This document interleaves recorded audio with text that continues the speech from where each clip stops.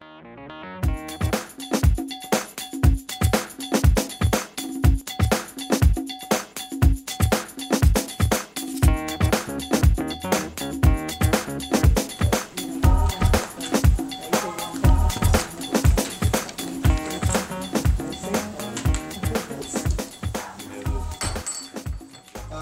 now to the portion of the meeting where we'll take questions and comments from the audience. And Ms. Hahn, why don't I go ahead and start with you if you have any questions or comments for us. Okay, and TVA has told you guys that they likely will request your final inspection in January and expect that final inspection probably after their refueling, maybe in March or April? That's correct. The licensee tonight indicated that they would have completed the actions they needed to tell us that they are ready for the inspection, or excuse me, for the NRC to begin preparations for the final phase, the final 9503 inspection. And based on the, if we do get that letter from the licensee in January, our goal would be to initiate that inspection in April timeframe. Is that about right? In the April timeframe, and that will take a couple of months to complete. It's a very extensive inspection with a couple of on-site inspection activities, some regional inspection activities, and additional assessment. So from today, we're looking at about 6 to 7 months of activities before we would be in a position, after having conducted those inspections, to make a determination as to whether or not we can actually close that aspect and close the that action matrix column of being in the multiple degraded cornerstone, and return the licensee back to the licensee. NRC looked at your procedures, not only at TVA's procedures, but at your procedures, and making sure that these kinds of situations are found earlier, that 18 months does not go by. It's a very good question, Larry. Let me answer it this way. One of the elements of the 95-003, the diagnostic inspection, which is the most intrusive, significant team inspection activity that we have, one of those elements is for NRC to do a self-assessment of any factors that may have contributed to our not identifying this early inspection report. Every document that TVA has submitted to us associated with this issue is publicly available.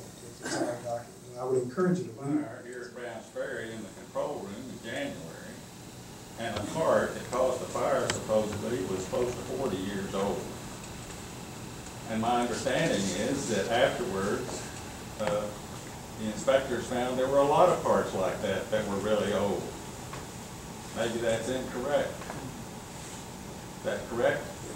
Look. I don't know, you know, maybe this maintenance program and component testing you're talking about had nothing to do with that. But it certainly seems like it would be a big issue.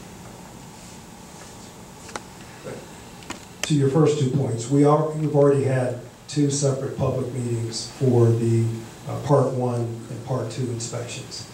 They were here earlier this year. Me, right? Yeah. It was after the second. But as for the fires and the Yeah, I'm familiar with what you're talking about. There was a little component on a card in the control room that size of the fire was like smaller than a candle flame. Okay? But what it did is it pointed out that, you know, as we've documented in our inspection reports, that there's a lot of similar components in the facility that they're called electrolytic capacitors that are beyond their service life, and you know, in fact, they need to be changed out. And as a result of violations that we've issued the licensee has taken that corrective action for that and is implementing a plan to have those replaced. And the resident inspectors are continuing to follow up on that and ensure that that gets followed through. Bigger picture is, yeah, the concept of aging management and major maintenance programs and things like that. Yes, that is part, that we're going to look for that in the 95003 inspection to determine whether the licensee has that in their performance improvement plan and can sustain that kind of improved performance over the long term, so we don't see this kind of issues in the future. You didn't really discuss the training aspect of this completion and say that it was greatly improved or that anything about it. My question is the whole training thing on shutdown operations, is that all totally straightened out? Yeah, I didn't go into great detail about that. You're right. In fact, they implemented the procedures. They didn't have adequate training. Actually, our inspectors identified that issue and brought it to the attention of the licensee, and they responded to that. We were concerned with the immediate training of operators who were going to take the watch that day when we finally determined the training was inadequate. Mr. Polson responded to that immediately, took action, had adequate training performed. Our NRC inspectors monitored and observed that training that the training was adequate and that the operators were adequately trained. And then that was on a short-term corrective action. Long-term corrective action, they have taken more broader actions in their training area, the area of training, to look at extended condition, to see if there's other lack of training when they implement changes to procedures and things like that. And we've also inspected that and verified adequacy in that area also. Now, the real reason I came tonight is to address a different issue, which is the significant waste storage problem here at Brown's Ferry. And we have 3 reactors that are approaching 40 years old, and all their spent fuel is stored above the reactors. They're covered with sheet metal roofs, is my understanding, that are not EF5 tornado safe. An EF5 tornado passed within a few miles of Brown's Ferry last year or year before. And if it had hit Brown's Ferry, we could have had everybody downwind without a place to live and harmed if they didn't get out in a hurry. From tearing the roofs off that and sucking all those fuel pools to the atmosphere. And it's a very dangerous situation and really needs to be addressed. In addition to it, the spent fuel pool design is very poor, is elevated or directly above the reactor. At Fukushima, 3 reactors exploded of the same design as these reactors because they're hardened vent space. And if Brown's Ferry gets in an overpressure situation, all you could expect is that their hardened vent will fail. It was a very controversial addition to this poorly designed series of the NRC should force TVA to take. Initiate immediate action to put tornado-safe roofs over all spent fuel pools. Initiate action to move the spent fuel pools from residing above the reactors to new locations not above the reactors and far enough away not to be susceptible to reactor explosion. Can I address, Sure. do you have any more related to spent fuel pool? Yeah. Okay. Initiate action to start the process of putting the spent fuel into longer-term and safer dry cask storage versus leaving it in these more dangerous elevated fuel pools that if they lose their integrity, it's next to impossible to try to cool the fuel, and it will burn. Is that correct? Will the fuel in the Browns Ferry reactor burn if it loses its water? Not in the spent fuel pool, no. But I know some types of fuel will. But anyway. Is that it Yeah, for the that's spent it. fuel pool? You know, there's a number of things that you're, you know, addressing there. Most of them, or all of them, involve design. The plant's design, you know, just the way you see it, right? The NRC established that design criteria, and so they built the plant to meet the requirements. We've looked at and analyzed tornadoes impacting directly over the top of the spent fuel pool. I know there's an image of, you know, what we all saw at Fukushima with the sheet metal over the buildings, right? They're similar design, everybody understands that. But that sheet metal is sacrificial. The plant was not designed such that the sheet metal had to stay there, right? The design of preventing a significant radiological event from occurring related to tornadoes was analyzed and evaluated. And it's part of their design basis that we continue to verify that they maintain. So they would, an EF5 would not demolish the roofs? Yes, it would take the sheet metal off the roofs, but it would not impact the fuel in the spent fuel pools. The water would not be sucked out. By the design that was performed, okay, the water is not going to get sucked out. There's 23 feet of water above the top of the fuel in the spent fuel pools. Well, to me, that doesn't mean a lot to an EF5 tornado, but But I would it love has to, been I would love to analyzed. see the testing of the results of the testing. We can do that. Okay. We've actually given that information to Gretel, even Mr. Morgan. Okay, well, I'll probably have access so- to it then. So, you know, I can send you that, yes. Okay. We've taken. Earlier this spring, March 12th, in fact, we issued a number of orders and demands for information and initiated rulemaking associated with lessons learned from Fukushima. One of them specifically involved, you alluded to the hardened vents. One of them specifically included ensuring the reliability of hardened vents at BWR Mark 1 and 2 reactor designs.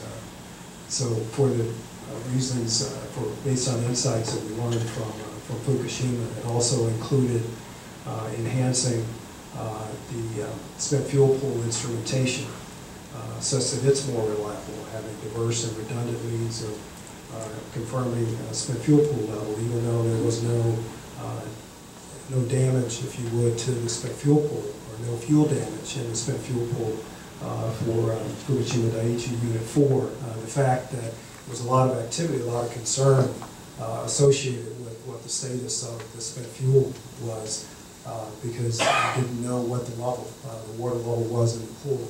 That's one of the areas where we're going to require additional reliability, if you would, of the instrumentation within that pool. So that's, if you have questions about Fukushima Daiichi and how it might impact our requirements at plants of the vintage of Browns Ferry, I encourage you to go to the NRC's website. There's a link under Japan Lessons Learned Fukushima Activities that has an extensive amount of information about what the NRC is doing. Well, one party comment is, I know that the design, which was being controlled by the Atomic Energy Commission when it was designed for these boiling water reactors back in the 70s, was very controversial. The person at the Atomic Energy Commission who was in charge of these type systems recommended to his boss that they should stop licensing these plants.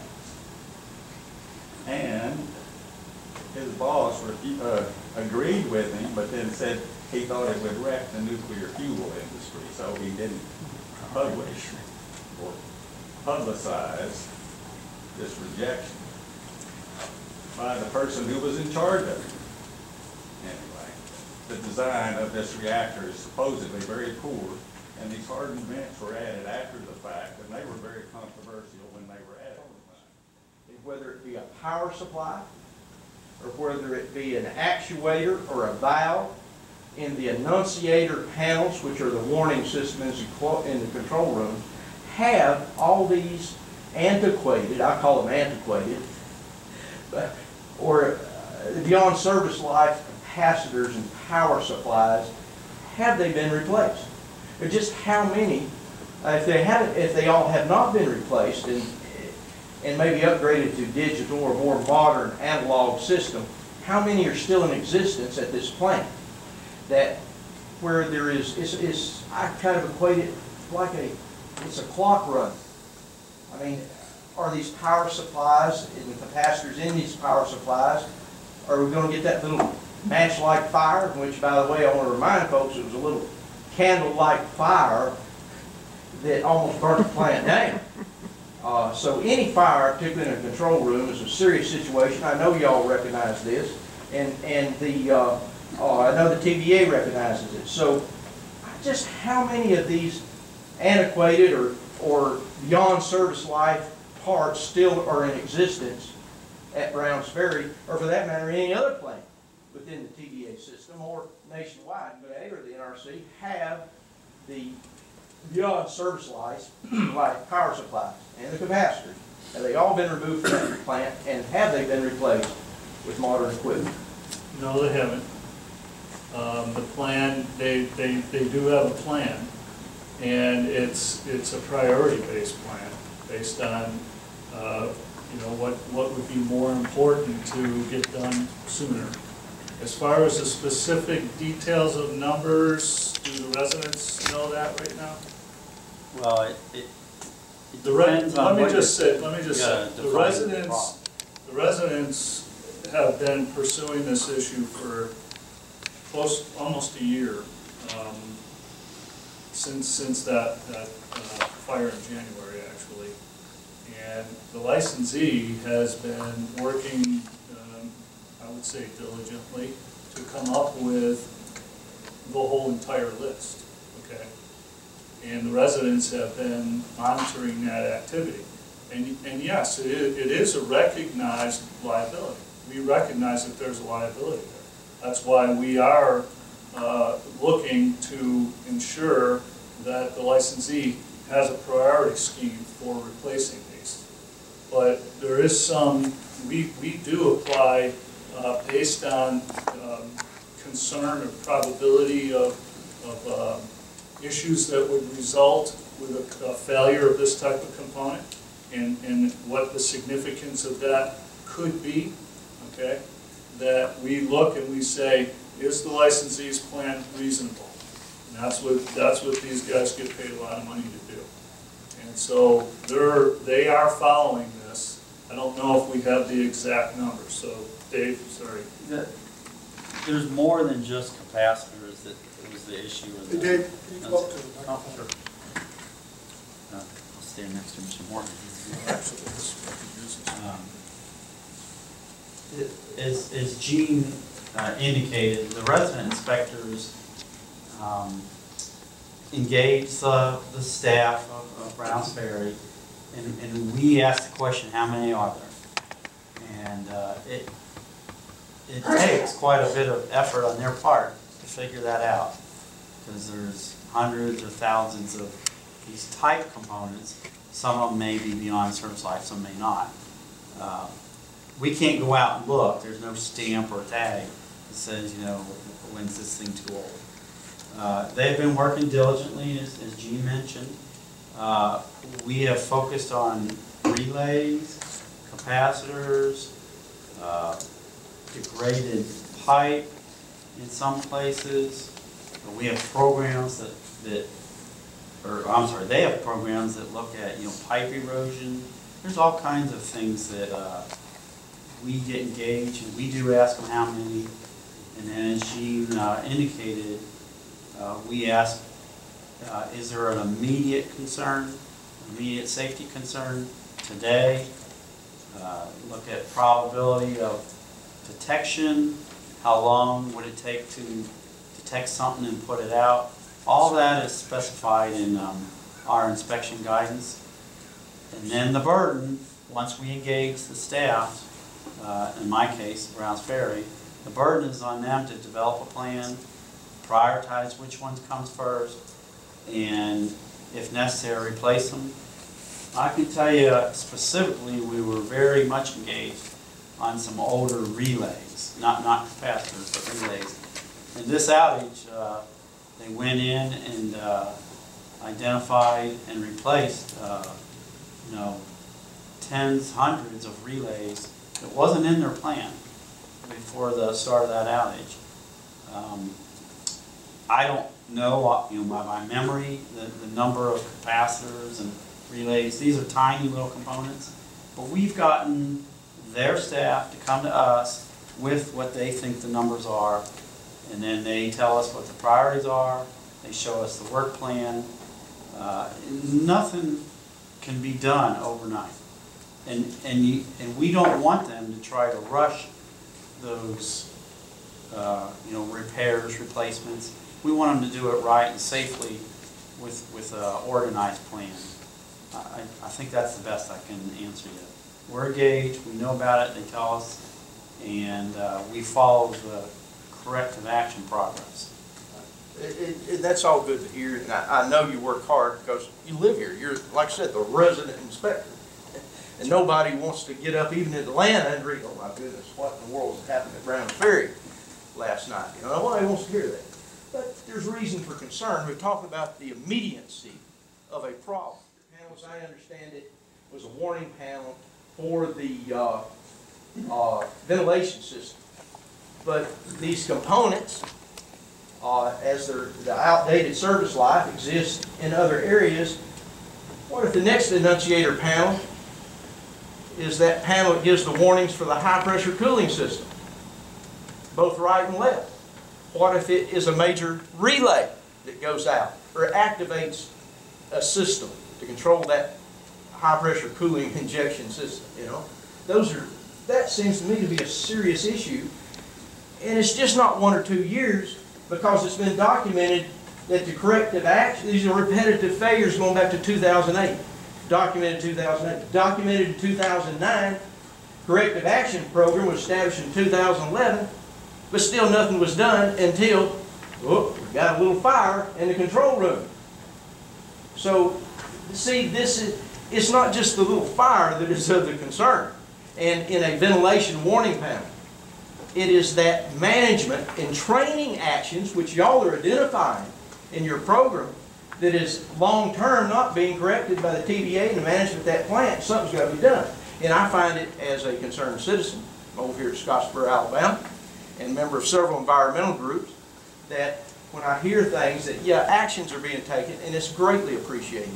But when you look at the facts, it's kind of like the fire regulation. Hey, that's been going on for 35 years, and here we have what could be considered a critical component in a failure status or antiquated, beyond service life, in place and not corrected for 4 years.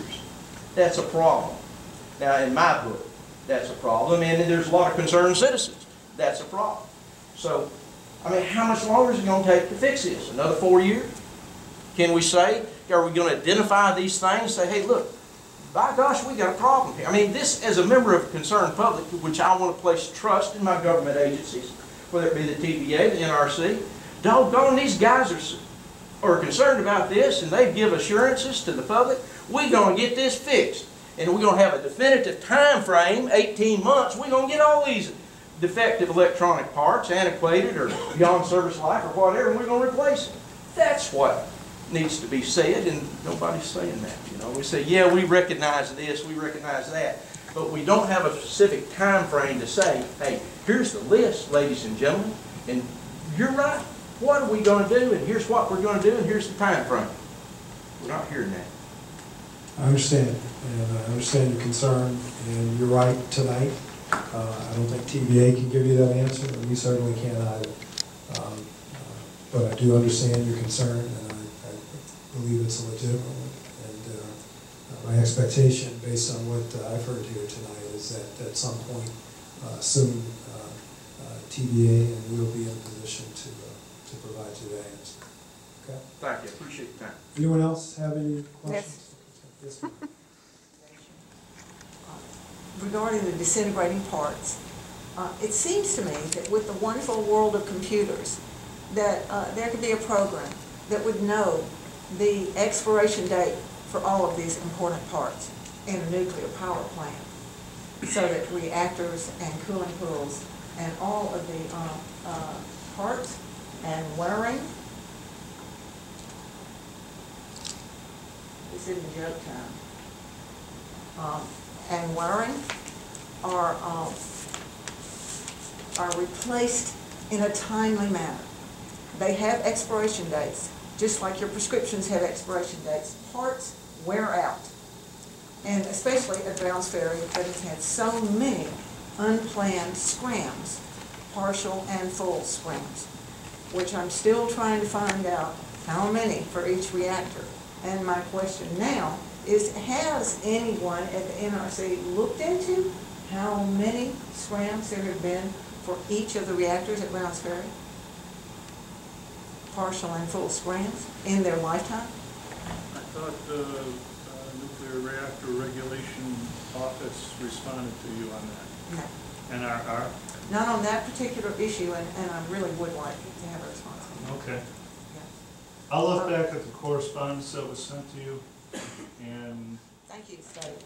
But also, I would like to talk a little bit.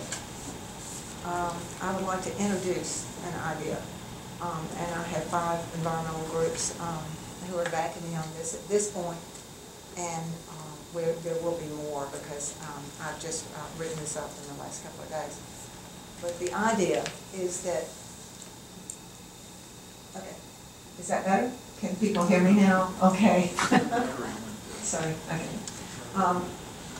The idea is radionuclides are released routinely from nuclear power plants.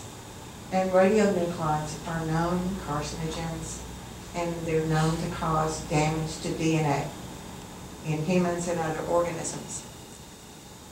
They are invisible.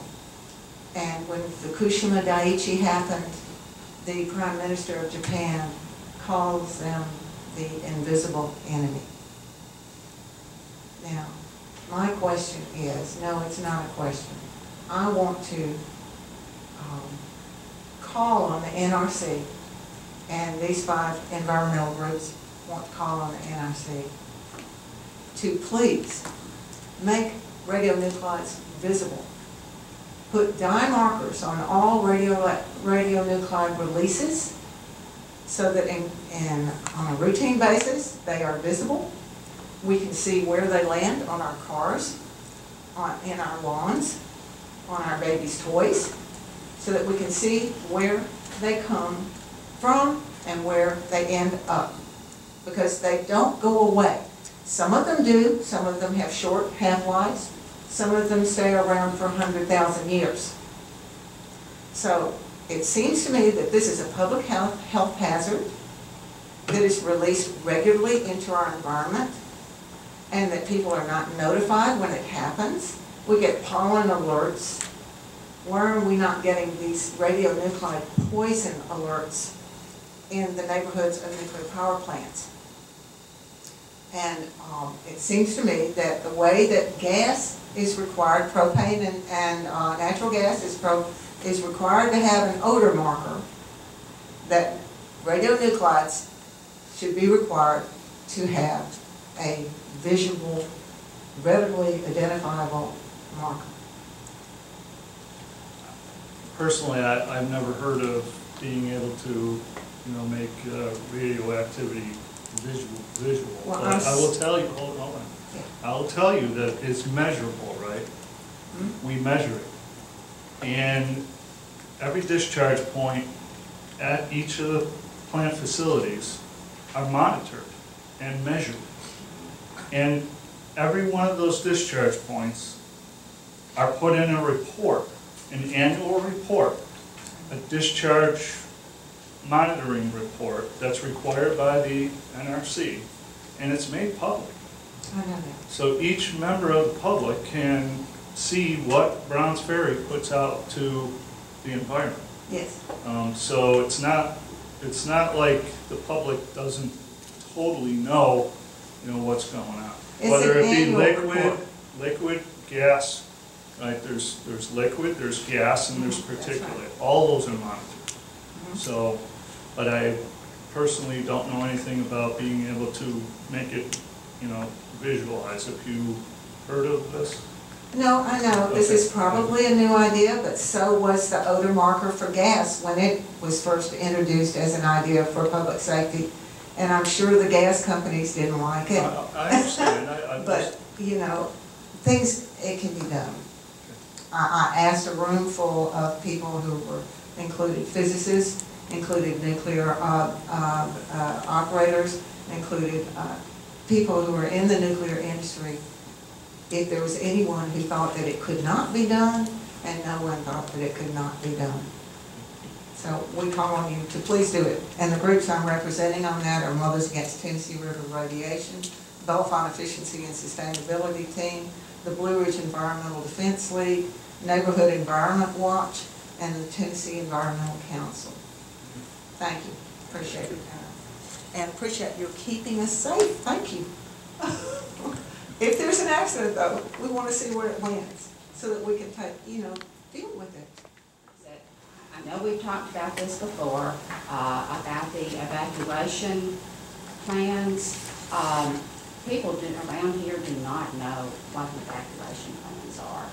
I mean, you talk to people, nobody has a clue. They don't know about the warnings or anything, basically.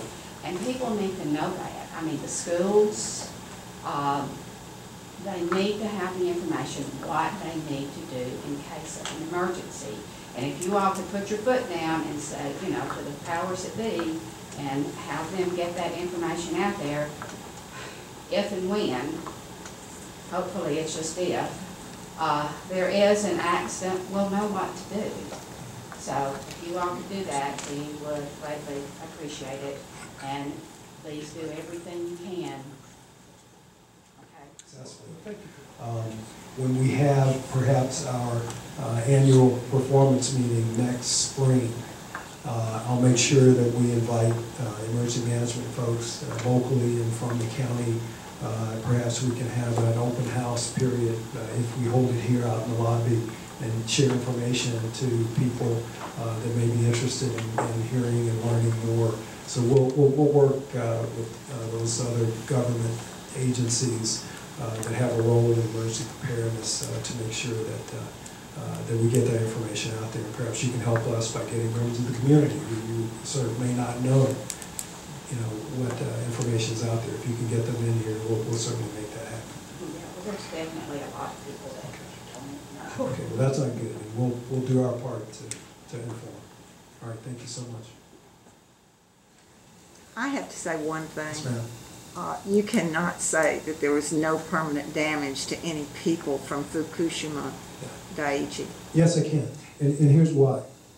There were injuries, and there may have been some fatalities associated with the earthquake. It was one of the largest earthquakes. No, we're not talking about the earthquake. Bear with me, I know. But that if it weren't for the earthquake and the resultant tsunami, the 45-foot tsunami that struck the plant, right?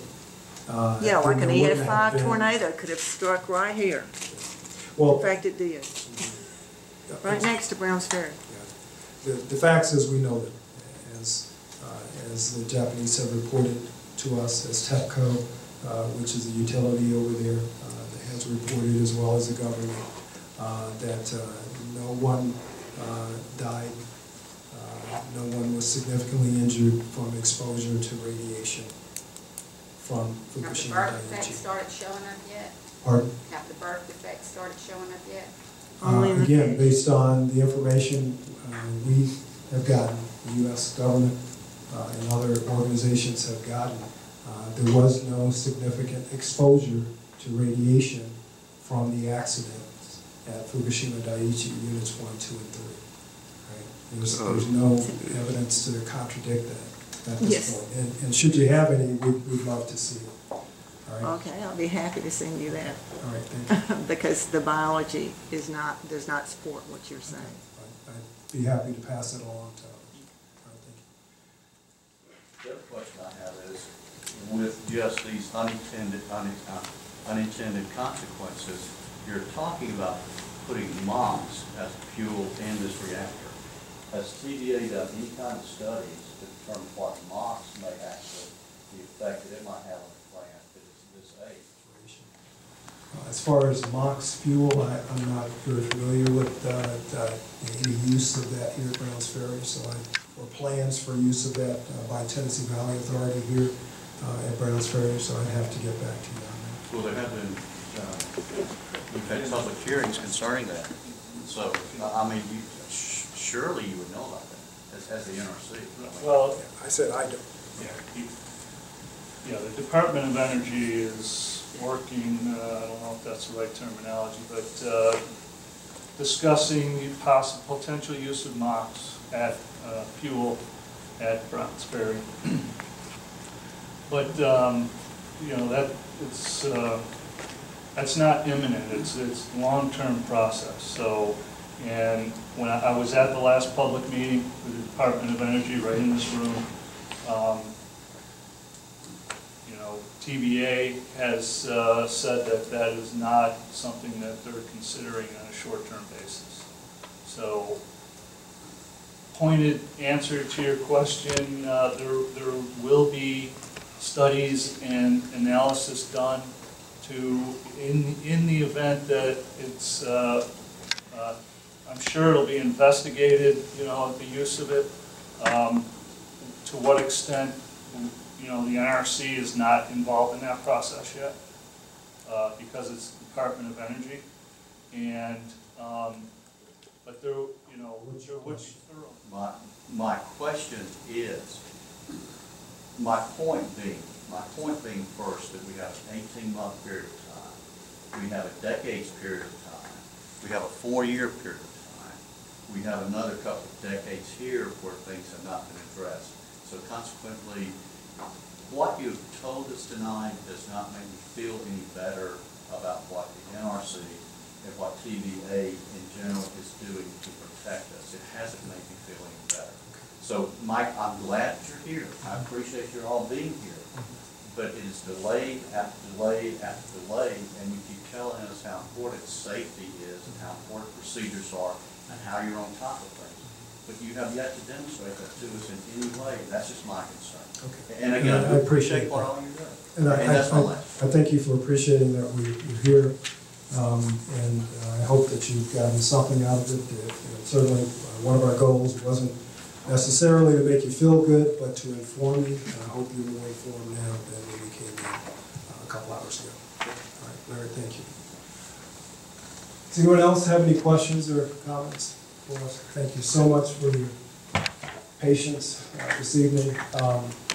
I alluded a couple of times to principles and values that NRC has. One of them is openness. This public meeting that we have this evening is actually the 5th since we identified that Browns Ferry will be placed in column 4 of the NRC action matrix because of the red finding. We will continue to have public meetings at an appropriate frequency to make sure that you're informed. Hopefully you'll feel a little bit better after our next meeting, and we share additional information to address some of the questions and concerns that have been raised. Let me thank you so much for your patience, and please have a great evening. Thank you.